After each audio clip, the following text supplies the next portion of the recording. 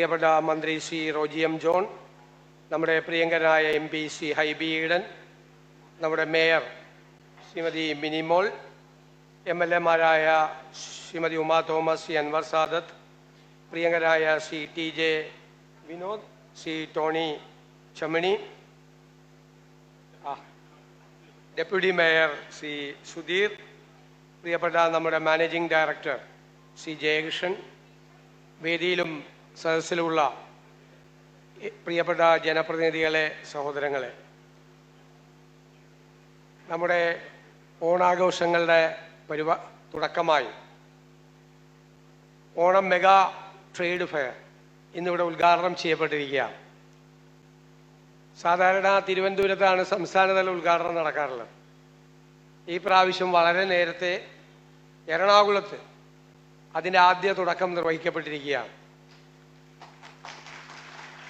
മാത്രമല്ല, ഞങ്ങൾ ഈ ഫെയർ സന്ദർശിച്ചപ്പോൾ ഏറ്റവും പ്രധാനപ്പെട്ട കാര്യം 13 എസെൻഷ്യൽ കമ്മോഡിറ്റീസ്, ഏറ്റവും പ്രധാനപ്പെട്ട 13 സബ്സിഡി ഐറ്റംസ് ഉണ്ടോ എന്നാണ് പരിശോധിച്ചത്.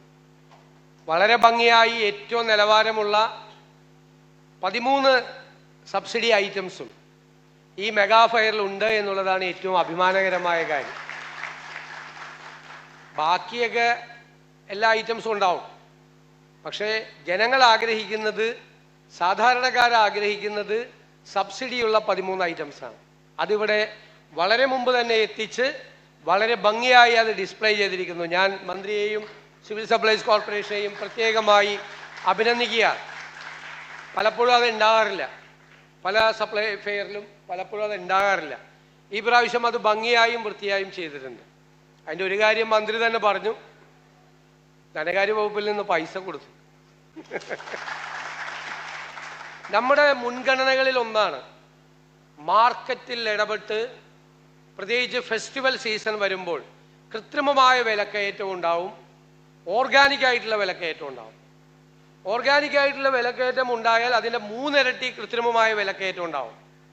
ആവശ്യമില്ലാത്ത സാധനങ്ങൾക്കെല്ലാം വില വർദ്ധിക്കും. പരിക്കൊത്തിരി വില കൂടിയ ഈ പറയുന്ന ഈ എസെൻഷ്യൽ കമ്മോഡിറ്റീസിനൊക്കെ വെറുതെ വില കൂടും. അത് കൃത്രിമമായ വിലക്കയറ്റമാണ്. ഈ 2 തരത്തിലുള്ള വിലക്കയറ്റവും എപ്പോഴും മാർക്കറ്റിലുണ്ടാവും. അതുകൊണ്ട് മാർക്കറ്റ് നമ്മൾ വളരെ ശ്രദ്ധയോടുകൂടി നോക്കിക്കാണുകയും കൃത്യമായ ഇടപെടൽ നടത്തുകയും ചെയ്യുക.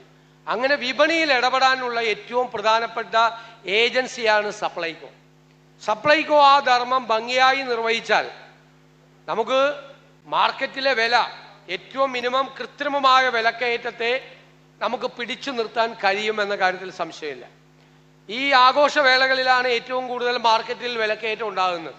അതുപോരാ.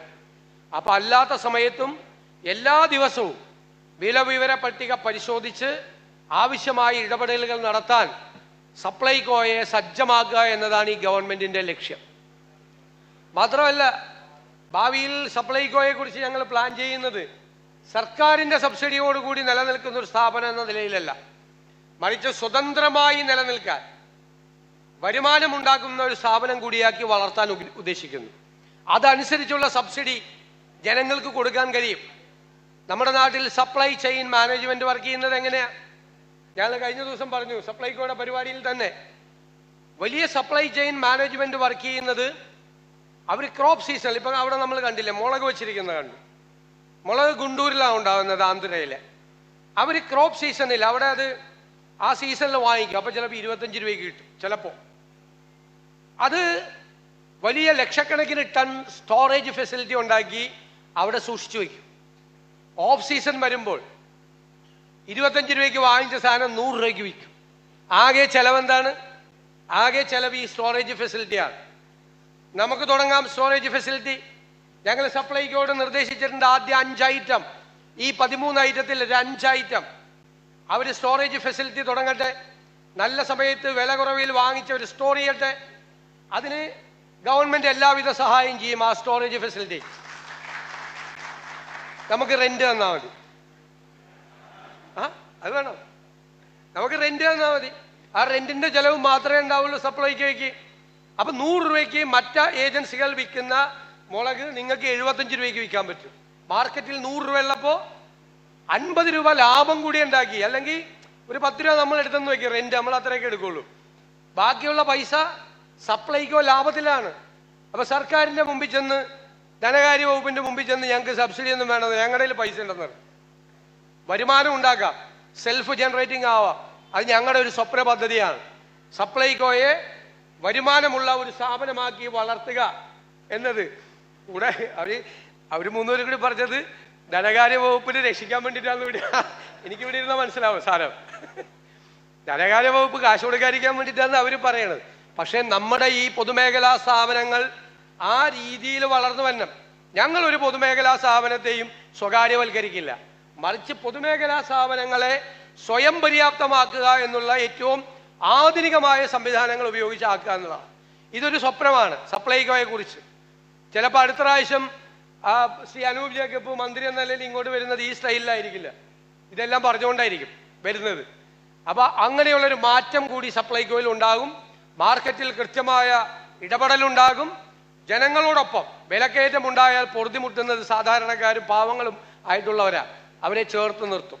ഈ ഓണം അങ്ങനെ എല്ലാവരും സന്തോഷകരമായി ഒരുമിച്ച് കുടുംബാംഗങ്ങളോടൊപ്പം എല്ലാവരോടൊപ്പം ആഘോഷിക്കാൻ കഴിയുന്ന തരത്തിലുള്ള വലിയൊരു സംഭവമായി മാറട്ടെ എന്ന് ഞാൻ ആശംസിക്കുന്നു. ഈ ഓണക്കാലത്ത് ആദ്യമായിട്ട് എല്ലാവർക്കും ഓണാശംസകൾ നേർന്നുകൊണ്ട് ഓണം മെഗാ ട്രേഡ് ഫെയർ ഉദ്ഘാടനം ചെയ്തതായി അറിയിക്കുന്നു. നന്ദി.